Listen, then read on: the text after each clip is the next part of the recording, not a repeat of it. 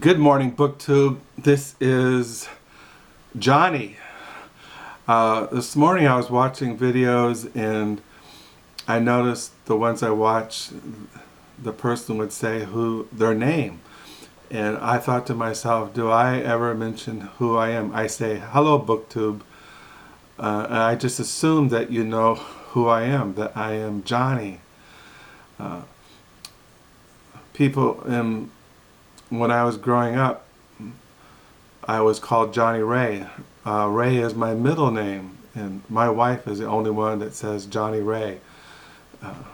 Only family members, which those who watch my video know that I don't have any family members. My mother was killed in a car wreck. Well, an ambulance hit her and killed her. And when I was 16 years old in Los Angeles, around 1968, I was about 16 years old.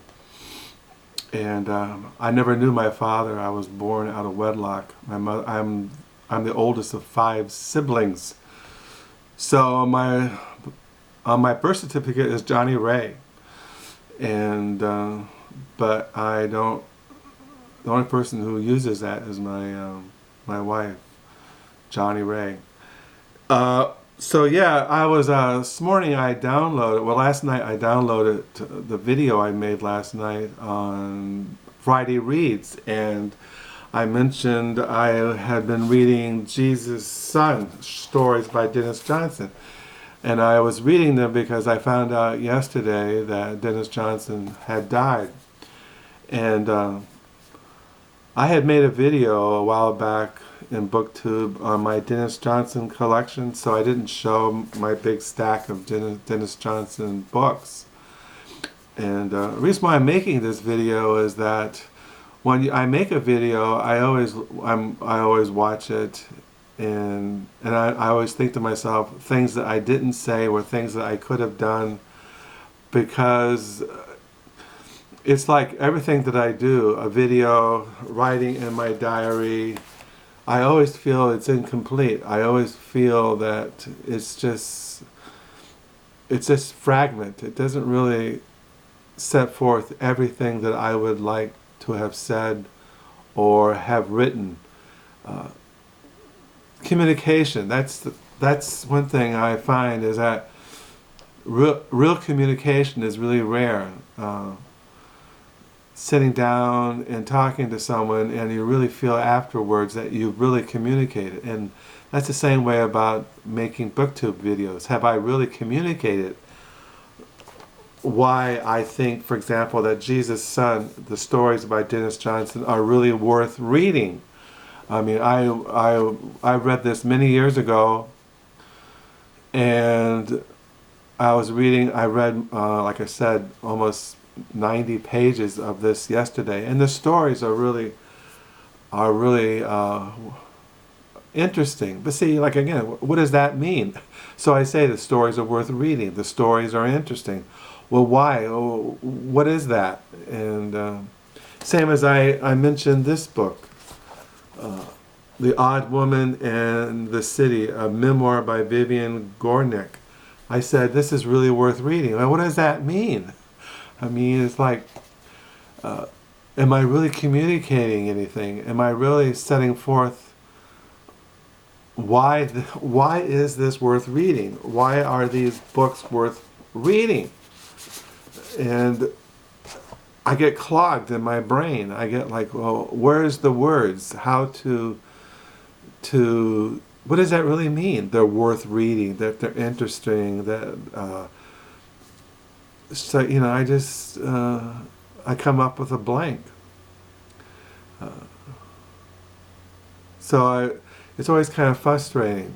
And I can see why sometimes people just stop writing, or people stop communicating, or people stop making videos. I mean, what is it really all about? And what I have in my own personal kind of trip is that I keep trying to communicate. I keep reaching out.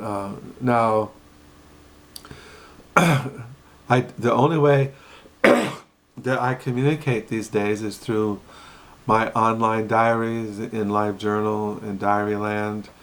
And I write in my diary. I've been writing in my diary for years and years and years and years. But, and now I'm making booktube videos. I'm always reaching out, and even though I'm always feeling I'm speaking in an unknown language, that I'm speaking in fragments, that I am just winding up sounding like I'm saying nothing. Am I really saying anything? Am I really communicating anything? One of the many reasons why I do make booktube videos, as I said many videos back when I first started, is that I wanted to make people aware of other kinds of literature besides fiction. That I am into nonfiction, that I am into biographies and memoirs and letters and American history and European history, but I also am into Christian books, and that's why I mentioned books like these, the Ancient Christian Doctrine series on the Nicene Creed, and why I mentioned reading this book on ancient Christianity by John Anthony McLaughlin, The Path of Christianity, and why we ought to read, Reformation commentaries. And there's all kinds of good Christian literature that, like I've said, that is not mentioned on BookTube, and that's the reason why I make videos. But once again, it's like I realize that my audience is very limited, who would read Reformation commentary on the scriptures, who would read ancient church history, who would even read the Bible. Now, the Bible is how many people really sit down every day in BookTube world and read the Bible. I mean, who are even interested in reading the Bible. And things like that. But it's the same thing. It's like you just got to keep reaching out and keep communicating and keep... It's pretty easy just to withdraw from the world and shut the door and put down the shades and just withdraw into my own little my golden cage, my cell here in Western Michigan. But I just keep reaching out. I just keep trying to say, hey, Jesus' Son is worth reading. And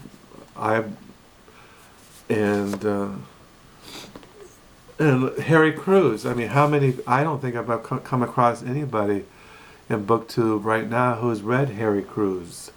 This is his biography I've been reading, Blood, Bone, and Marrow, a biography of Harry Crews by Ted Gittler.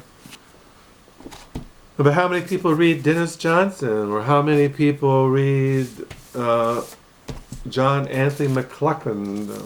Or how many people know American Christianity?